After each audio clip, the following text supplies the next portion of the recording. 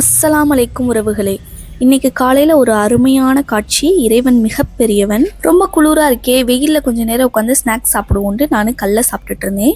அப்போ அந்த கல்லையில் ஒரு துண்டு கீழே விழுந்துருச்சு. அதை பார்த்த ஒரு எறும்பு அதை தூக்குறதுக்கு ட்ரை பண்ணிச்சு. அதால் தூக்க முடியலை. வேகமாக ஓடி போய் துணைக்கு 2 எறும்பு கூட்டிகிட்டு வந்துச்சு.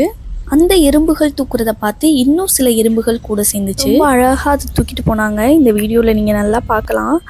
நல்லா கூர்ந்து கவனித்து பார்த்தீங்கன்னா, சுற்றி வர எறும்புகளை அடித்து விரட்டுறதுக்காக சில பாடி கார்ட்ஸ் எறும்புகளும், ஒரு எறும்புக்கு முடியலைன்னா இன்னொரு எறும்பு அதை மாற்றி விட்டுறதும், ஒருத்தருக்கு எனர்ஜி இல்லைன்னா எல்லாரும் சேர்ந்து நின்று ரெஸ்ட் எடுக்கிறத பார்க்குறதுக்கு அவ்வளோ அழகாக இருந்துச்சு. நம்ம தெரிஞ்சுக்க வேண்டிய விஷயம் என்ன அப்படின்னு பார்த்தீங்கன்னா, இதே மாதிரி உறவுகளோடையும் குடும்பத்தோடையும் நம்ம ஒற்றுமையாக இருந்தோன்னா எவ்வளவோ விஷயங்களை சாதிக்கலாம்.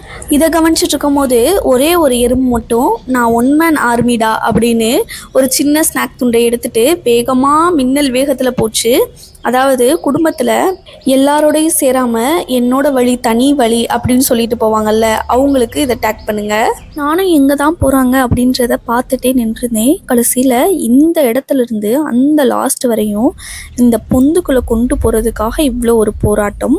எவ்வளவு சுறுசுறுப்பாக இருக்கணுன்றத இந்த எறும்புகளை பார்த்து கற்றுக்கலாம். தன்னம்பிக்கையோடு எப்படி வாழ்கிறதுன்னு கற்றுக்கலாம். ஒற்றுமையாக வாழ்ந்தால் எப்படி சாதிக்கலான்றதை கற்றுக்கலாம். மற்றவர் துவண்டு விழும்போது அவங்களுக்கு எப்படி உதவி செய்யலாம் அப்படின்றத கற்றுக்கலாம்.